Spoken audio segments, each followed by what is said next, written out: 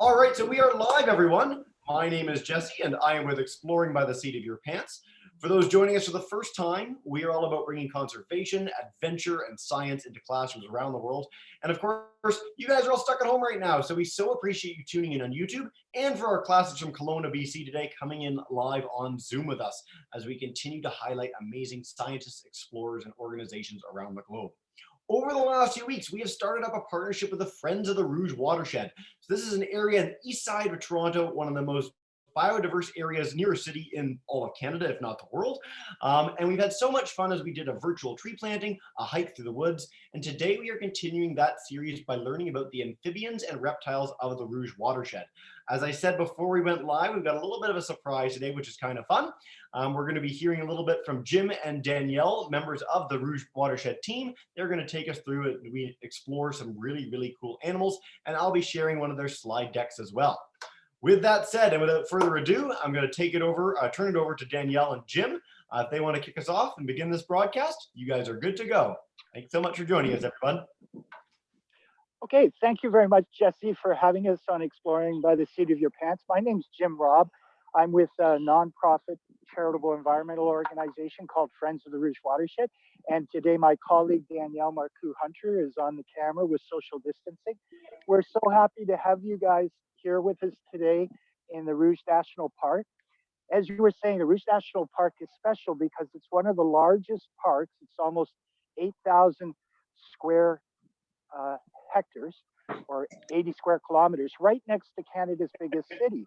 And we're so happy to have people from out west from Kelowna with us today. The really interesting serendipity or coincidence, we were just talking to a Parks Canada official who's their ecosystem scientist, and she actually just came from Kelowna to work in Rouge Park. So we've got a Kelowna connection here today.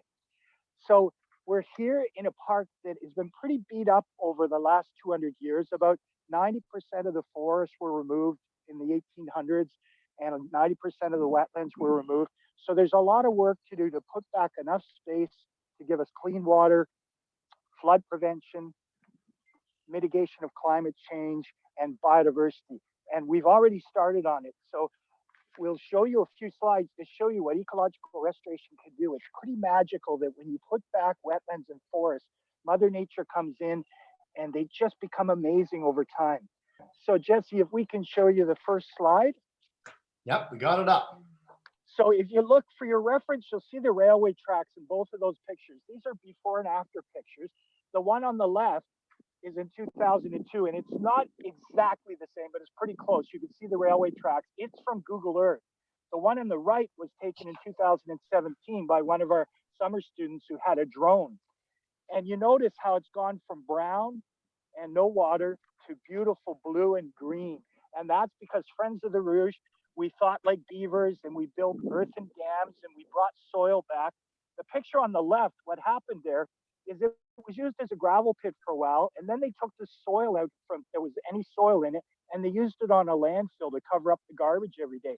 So it was left with absolutely no vegetation, no good healthy topsoil, and the city didn't know what to do with it.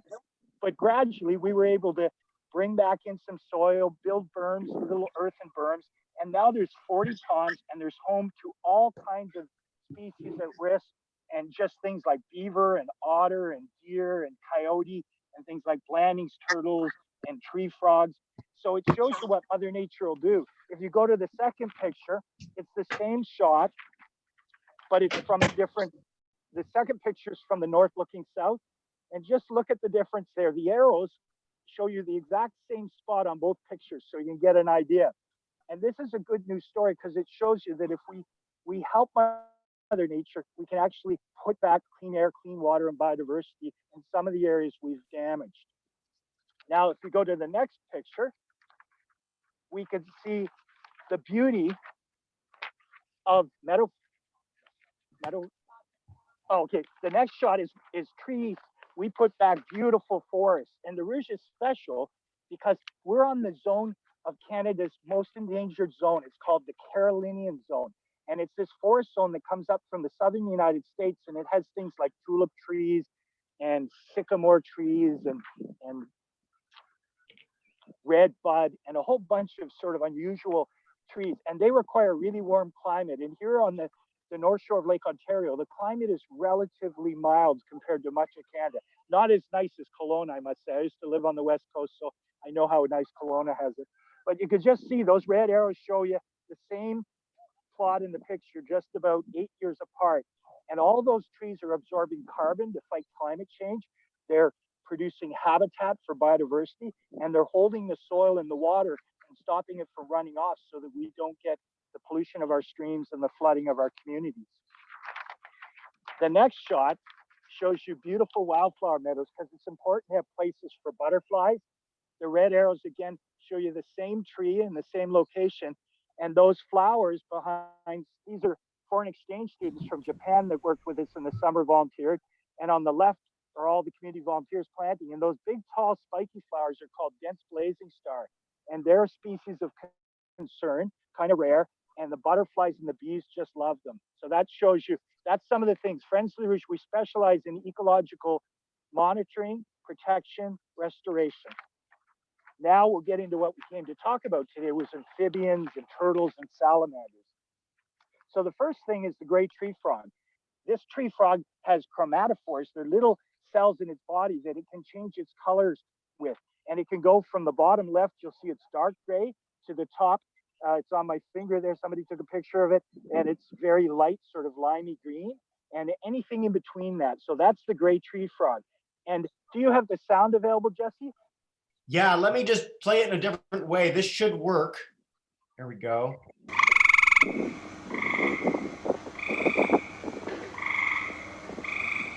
Fantastic. So that's the gray tree frog. It sounds like a bird chirping, and because it lives in trees, people often think it's a bird. So it spends a lot of time in trees, but about a day before a thunderstorm hits or during a thunderstorm in May and June, the males will come down from the trees, go to the pond, and that's their call to their mate. They're calling it, the better their call, the more likely they'll find a mate. And the females come down later when it's starting to rain, and then they breed in little ponds, and they have little tadpoles. The tadpole is in the center bottom picture. They're normally sort of a yellowish green, but if they're getting bitten by predators like dragonflies, their tails turn red, and then they look like a guppy. If you guys, any of you have tropical fish, they look like a guppy. So the next one, let's turn to the American toad. Now the American toad, I like the Latin name. It's Buphos americana. And if you look at this toad, in the bottom right is a baby toad that's just come out of the water. It was a tadpole a week before this photo. And look at the penny. That toad is only about the size of your baby fingernail. Now the top toads, the one on the right is a female, and females can be almost as big as your fist. They can get pretty big. The males are usually half that big. And can we play the sound of the male toad calling for his mate?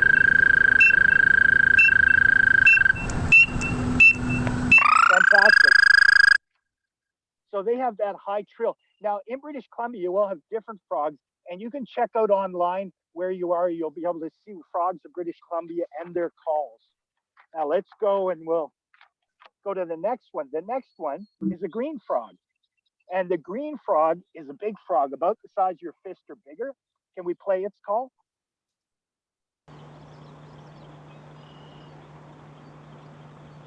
A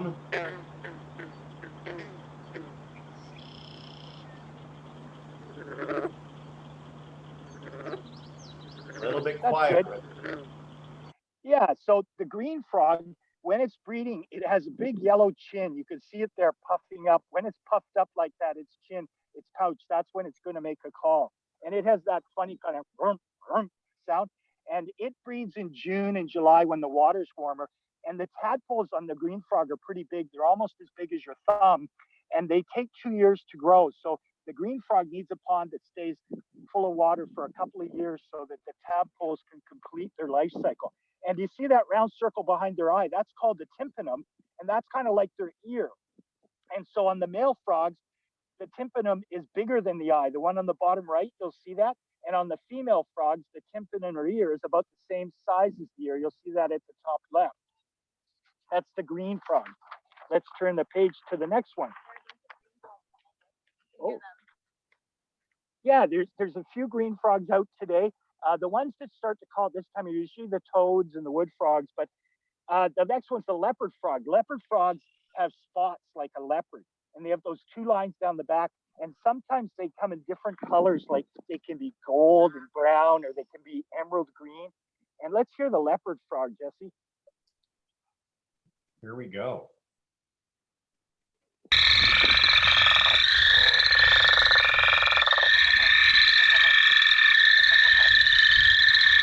Cool.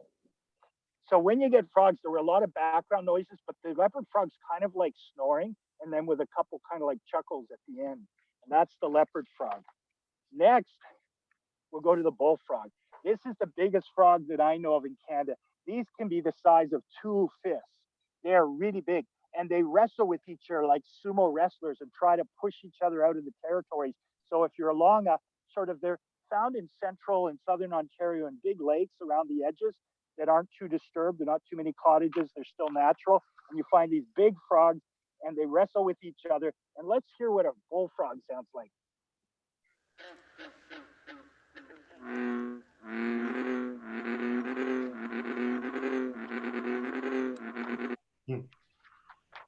And the next one after that is the wood frog. It's drilling away. So the wood frog is really interesting. Wood frogs, a number of frogs do this, but they actually hibernate under the forest floor, and they freeze solid as a ice cube. They put antifreeze sugars into their cells so they don't get all those Jack Frost crystals. If you've ever seen how sharp the little Jack Frost crystals on your window, you can imagine if those formed in the cell of an animal, it would slice it and dice it so it could not survive. So they produce sugars that are like antifreeze. The Jack Frost crystals don't form, and they have no brain waves and no heartbeat for 6 months of the year, pretty much, I guess, November, well, 5 months till the end of March. And then magically, we don't know how, something happens when they thaw out, that a signal goes and their brain waves start and their heart starts and they come back to life. And scientists are studying them because they can tell us a lot about cryogenics, which is, could we put people into suspended animation if they had to go on a long space voyage, or if they had a disease we didn't have a cure and we wanted to put them to sleep till we found a cure? So wood frogs are really being studied a lot for cryogenics because they freeze and yet they come back to life. The next one's the spring peeper. The spring peeper, we probably have a sound for it. It's a tiny little frog like the size of your thumb, and it's sort of a tanny brown, and it has a distinctive feature. It has a little black X kind of mark on its back, and it's a tree frog. Doesn't like pollution. We don't have any left in the city of Toronto. It's sort of north of the city. There's still a few, but it has a very loud voice. Let's see if we can hear the voice, Jesse.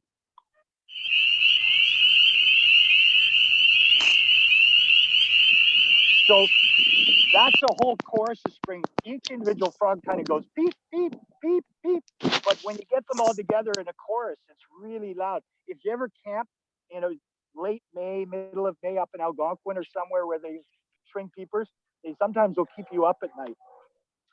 Let's see what the next one is. The spring peeper. The chorus frog. Yeah. Do we have the western chorus frog on the sound, Jesse? Yeah. Okay. How's our time, Jesse? We are doing great for time. Let's see. Sorry. Yeah, we're doing great for time. Quick note, one of our students in Kelowna is trying to draw on the screen, which shouldn't really be possible. So please, for our students, don't draw on the screen. It's really distracting to everyone who's watching on YouTube and for the rest of the students. So please stop doing that, okay? Thanks, guys. Okay, back to the chorus frog. Sorry about that, Jim. No, that's okay, Jesse. Did we hear that one? It sort of sounds like the sound if you take a comb. I might have one in my pocket. Let me play him again too.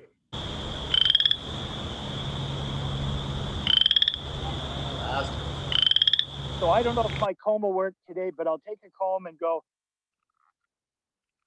It doesn't work unless you have a stiff comb, but that's the western chorus frog. And I think you might have these in BC also, the chorus frog.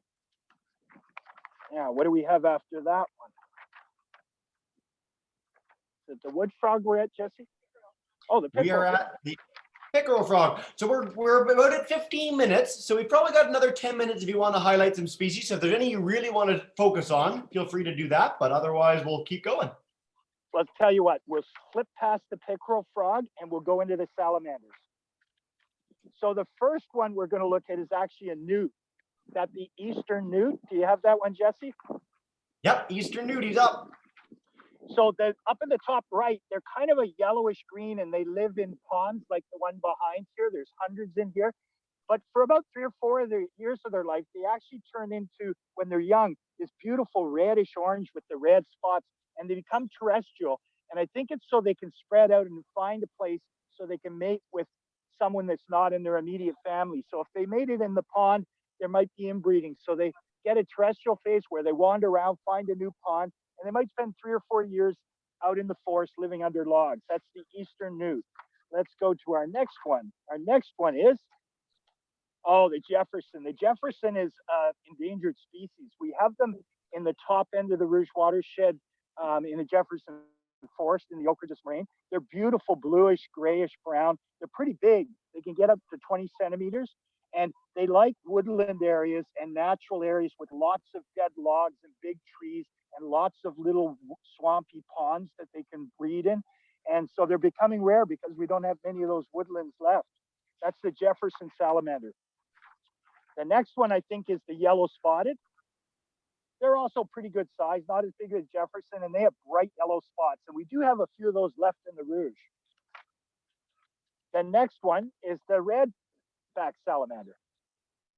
The redback salamander is fairly common in the Rouge, and it lives under rotten logs and that, and it lays its eggs right in moist spots underneath the logs and that, and the little red spotted are born from there. And then we have these beautiful blue spotted. Do we have the blue spotted up, Jesse? Yep, we sure do.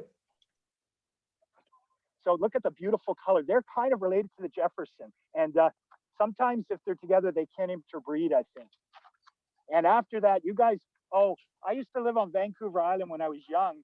And this was one I caught when I was young. This is a good story, though. We really should try to look at things and take photographs and videos and not disturb them too much, because a lot of these species are becoming less common. And if we disturb them too much, they might not be able to complete their life cycle. So this one I did catch in a brickyard in Vancouver Island near Victoria when I lived there. And this is, I don't think it was this one actually, was a relative. This is a mud puppy. There's a Western species that's similar, and they have external gills. It's very primitive when you have these external gills. This goes back to before the dinosaur times, these creatures. And they live at the bottom of muddy ponds and rivers, and they eat all kinds of little insects and mollusks. Now let's get the turtles.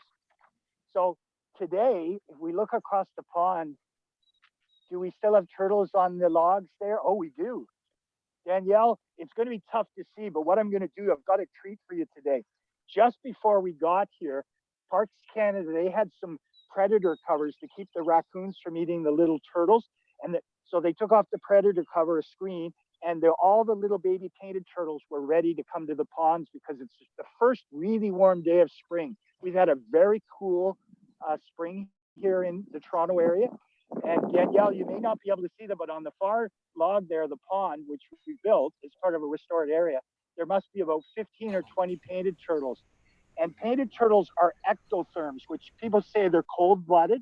But if it's a warm day, they're warm-blooded. If it's 30 Celsius, 86 Fahrenheit, the turtles are 30 Celsius. If it's a cold day, they're cold. So we call them ectotherms because they take on the temperature of their surrounding.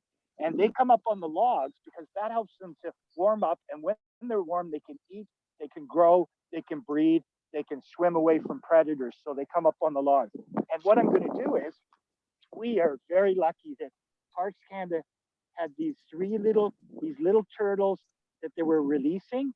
And I'm going to show you them. And they're not much bigger than the size of they're not even the size of a quarter. How cool is that?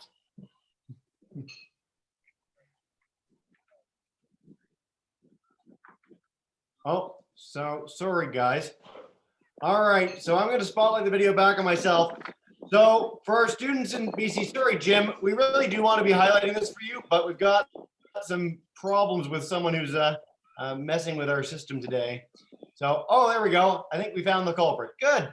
So Emmett's been kicked out. Sorry for everyone tuning in on YouTube. We're gonna go back to you, Jim, and see these turtles. Thanks so much. There you go. So painted turtles, the females will come up and lay their eggs on a sandy area or an open soil area in about the first or second week of June. And she'll lay 10, 15 eggs. She digs it with her hind legs. They come up usually at night. I've watched them. And the hole they make is about the size of a chipmunk hole or a small ground squirrel hole. And then they drop the eggs. And the legs aren't like a chicken egg. They're not hard. They're kind of like rubbery. And then the turtles sometimes hatch in the fall, but they late in the fall, but they stay underground near the nest, and the yolk sac, they continue to absorb it in its food. And then often they come out on the first really warm day of the spring, and they got to rush down to the water because they're like a little snack for any raccoon or any animal that's around. Their shells aren't hard yet. Aren't they cute? So I'm going to release these two, and then there's two more I'm going to release. You can watch them release.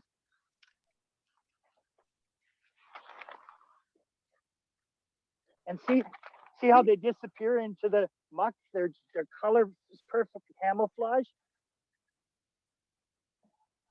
I'm going to turn one over so that Danielle, so Danielle can just show you. You don't want to leave them on their back too long. They don't like it. So, but see the colors? The Midland painted turtle, and you have painted turtles, I think, in British Columbia that are similar. The beautiful reddish color. And look at that little guy looking at us. He's so cute.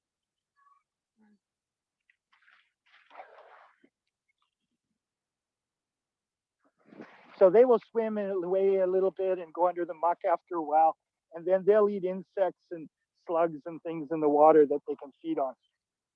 So turtles are a good bioindicator because a lot of them are getting killed because we've broken up their habitat with roads and forest clear cuts and cities. The next turtle we'll look at is the snapping turtle. Do we have that one up? Give me 2 seconds. I'll bring him up and share that video again and see if we can bring that back up for all you guys at home. All right, 2 seconds. And here we go.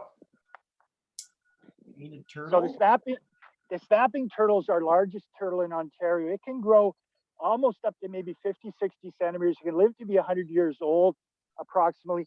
And they don't breed usually till they're around 10 or 15 years old. So if they tend to wander around, and if they don't have wetlands that connect to other wetlands, they tend to cross roads or lay their eggs in the gravel side of the roads, and they tend to get hit by cars.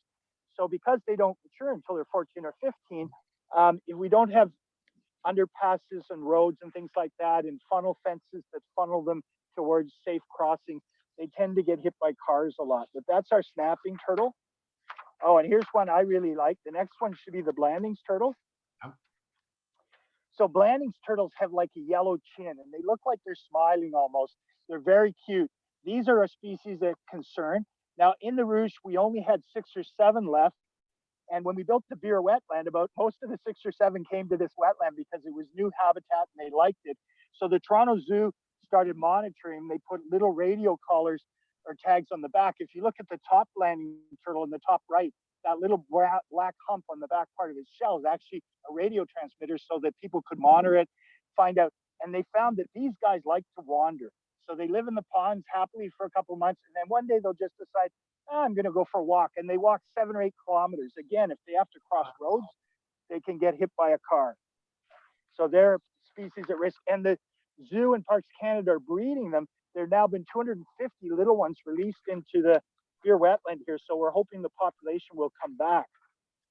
The next one, what do I got? Wood turtle. The wood turtle. These are all a danger. There's very few left. We think we might have seen a map turtle this morning, but not a wood turtle. They're not too big, only about 20 centimeters adults. And again, they take a while to mature. And if we don't have large areas of forest with wetlands and things like that, and not too many roads, they have trouble surviving. The next one is what? The northern map turtle?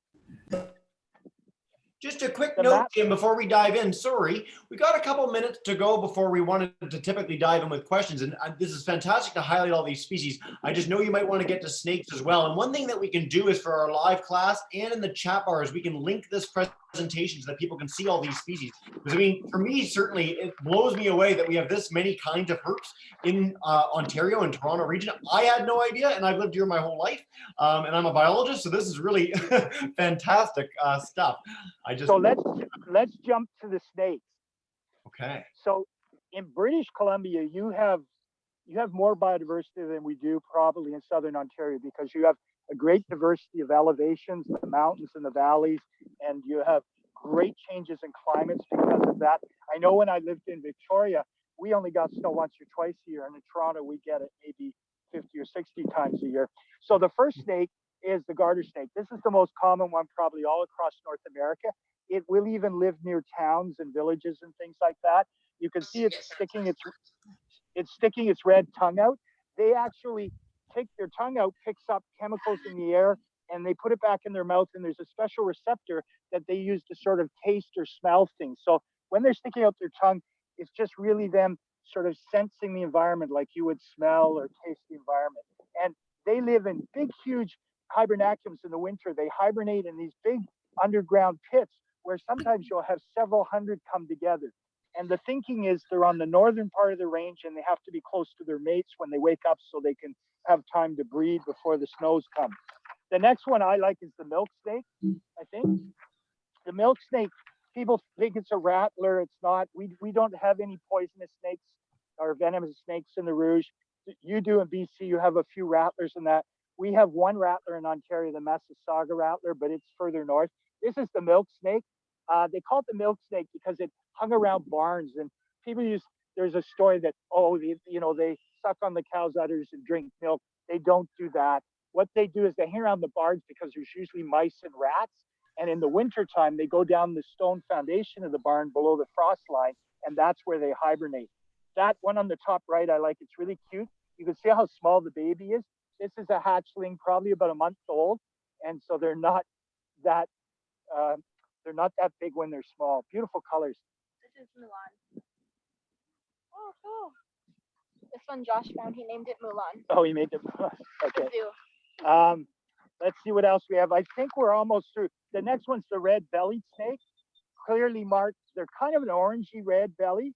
Little small snake. You can see it by the size of the hand there. Very cute, very passive. Again, if you can look at them when they're on the ground and photograph them and take away a memory, it's good. I must admit, we occasionally do pick them up. With frogs, their skin is their lung. They breathe through their skin. So before you pick up a frog, your hands should be wet and clean, no sort of chemicals or sunscreen on it. Because think about it, if a big giant came to want to touch the inside of your lung where you breathe, you wouldn't like that. And frogs breathe through their skin.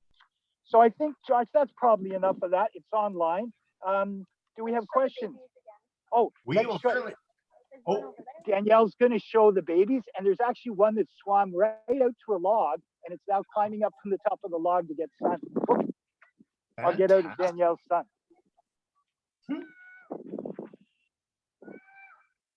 While we're checking these guys out too, I hope you guys caught that at home and on YouTube. The idea that if you're going to handle amphibians, make sure that your hands are clean and wet.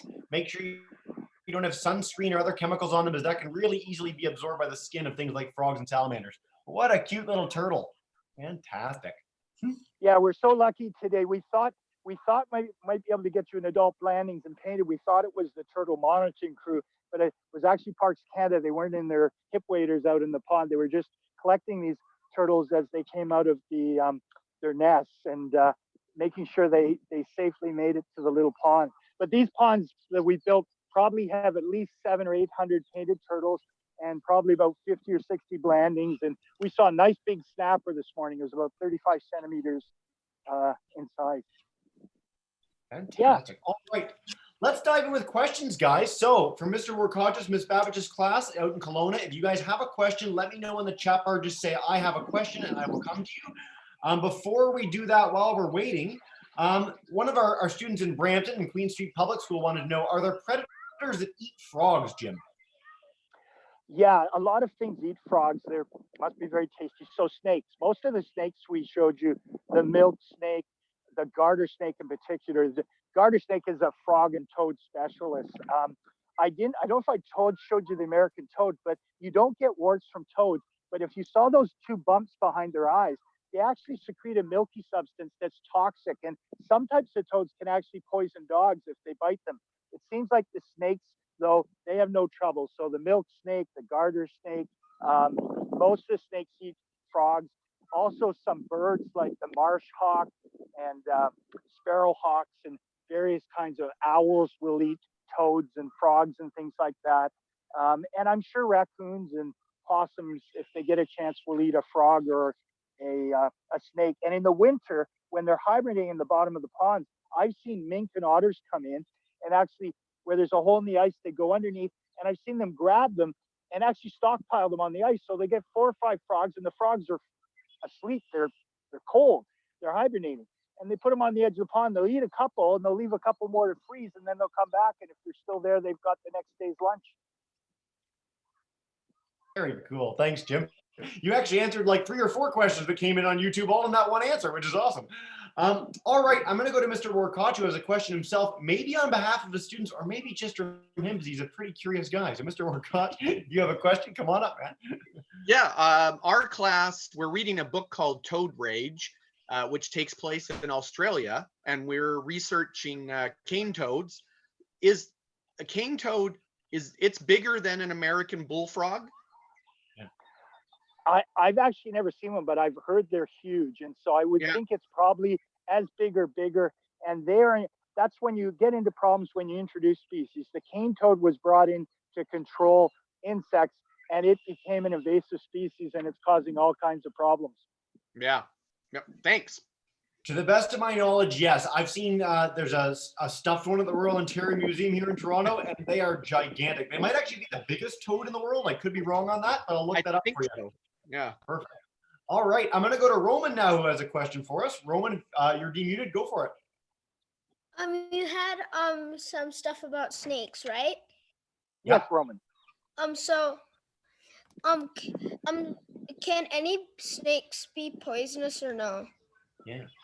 Well, so there in Ontario where we are, there's only one poisonous snake, and it's sort of more up in cottage country, which is about 100 kilometers north of Toronto. It's called the Massasauga rattler.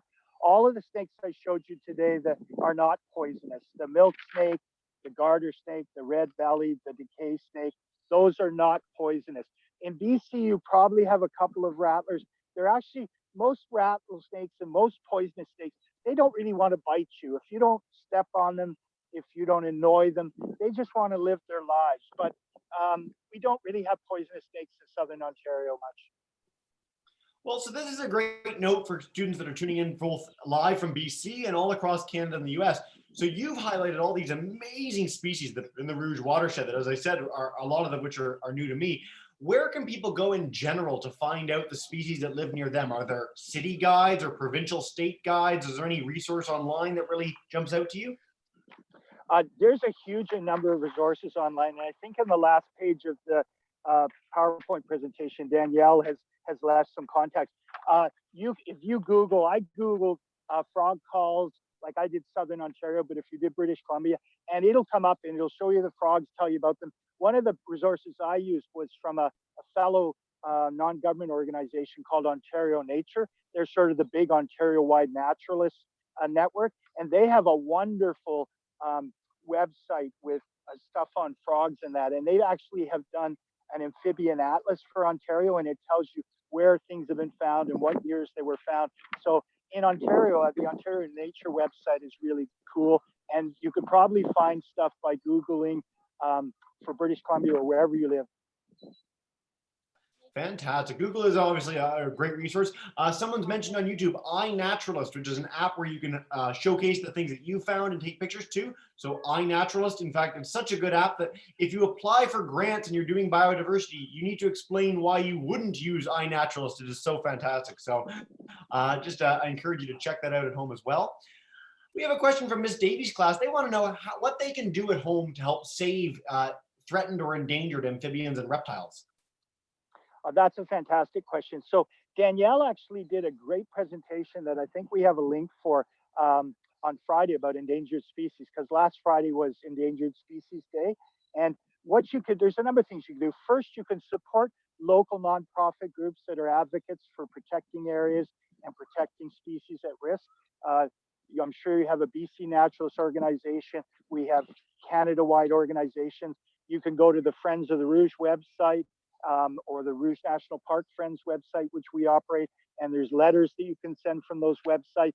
The most important thing for wildlife is protecting areas of habitat, preventing them being lost, putting back habitat in areas where we've already destroyed it, and reducing the fragmentation of landscapes by pipelines and roads and new subdivisions. Wildlife just needs space, and when we give wildlife space, we're giving ourselves areas that will clean our water, clean our air, and fight climate change and flooding. So we're really acting in our own enlightened self-interest when we protect the other species that we share the planet with. Fantastic. I'm so glad we got that message in here. And this is something that we hear every time we do conservation presentations, is the importance of habitat. Just like we need our homes to live and to thrive, animals and plants do too. So make sure that you support things that are protecting those habitats, whether that's nonprofit organizations, charities, or just doing your part locally. All right, we're going to take a few more questions. I'm going to go to Braden first live. So Braden, if you have a question for us, just demute your mic, man. It's not letting me demute it. And then once you're demuted, we'll be good to go. Go for it. So, Hey, Braden. why does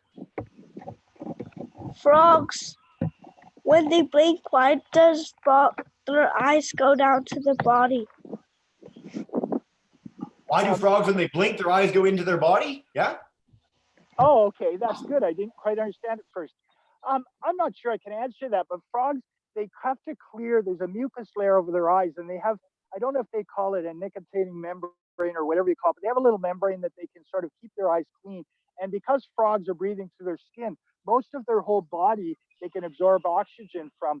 And so their skin is kind of wet and soft and vulnerable. And but I'm not sure the eye thing. Jesse, do you know the answer to that? I don't know the answer to that offhand, but it's a really good question. And this is something that I love from students, is when they ask questions that sort of stump us experts. So way to go, Braden. That's very cool. I mean, it's just, to me, I would think it's a way of keeping it moist. Like Jim was talking about, we blink and that keeps some water on our eyes, and they're inside the body. They're just warmer, a little moist. It's a nice place to be. Very cool. All right, let's take a few more questions. Oh, quickly too, Lily in Mr. Workoch's class saved a baby painted turtle, and we want to do a big shout out for that. Always great when we have students that are working to help save wildlife. So way to go, Lily.